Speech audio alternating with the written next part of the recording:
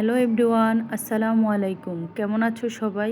আলহামদুলিল্লাহ, আমিও ভালো আছি। বরাবরের মতো আজকে আমি দেখাবো বেগুন দিয়ে শিং মাছের ঝোল। এই মাছটা অনেক পুষ্টিকর সম্পূর্ণ একটি মাছ। কথা না বাড়িয়ে চলুন রেসিপিটা দেখিয়ে দিই। প্রথমে একটি কড়াই দেব। কড়াইতে কিছু সংখ্যক তেল ঢেলে দেব।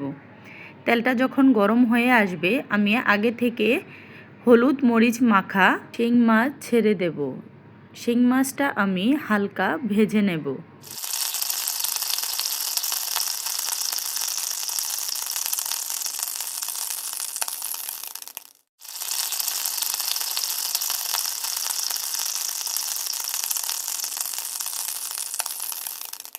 এই পর্যায়ে আমি মাছটাকে উল্টিয়ে দেব। যখন মাছের দুই পিঠ ভালোভাবে ভাজা হয়ে আসবে তখন আমি একটি পাত্রে তুলে নেব। মাছগুলো তুলে নেওয়ার পর এখন আমি একই তেলে অ্যাড করে দেব বেগুন। বেগুনগুলো আমি ভালোভাবে ভেজে নেব।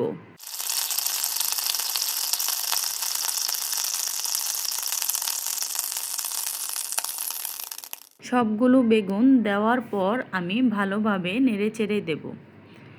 এই মুহূর্তে আমি অ্যাড করে দেব সামান্য পরিমাণ লবণ। আবার একটু ভালোভাবে নেড়েচেড়ে দেব।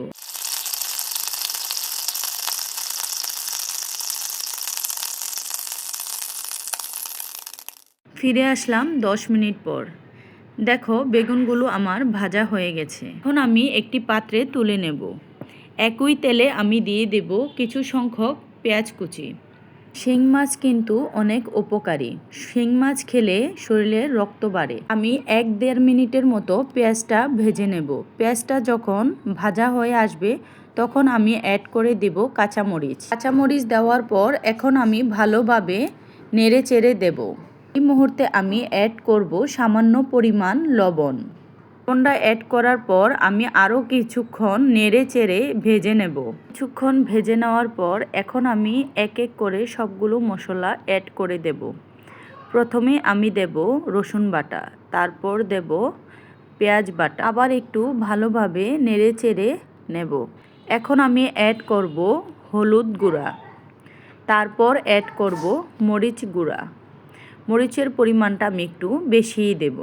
গুলো উপকরণ আবার একটু ভালোভাবে নেড়েচেড়ে দেব। এই মুহূর্তে আমি অ্যাড করব গরম পানি, যাতে করে মশলাটা না পুড়ে যায়। পানিটা ভালোভাবে মিশিয়ে দেব। এখন দিয়ে দেব আমার আগে থেকে ভেজে রাখা বেগুন। বেগুনগুলো দিয়ে আমি আরেকটু ভালোভাবে নেড়েচেড়ে দেব। কিছুক্ষণ রান্না করার পর এখন আমি আবার ভালোভাবে নেড়েচেড়ে দেব। এখন দিয়ে দিব আগে থেকে ভেজে রাখা শিং মাছ। এই মুহূর্তে আমি সবগুলো উপকরণ আবার একটু ভালোভাবে নেড়েচেড়ে দেব। তারপর দিয়ে দিব সামান্য পরিমাণ ধনিয়া পাতা কুচি। এটা একেবারেই অপশনাল। সবাই ভালো থাকুন, সুস্থ থাকুন। আল্লাহ হাফেজ।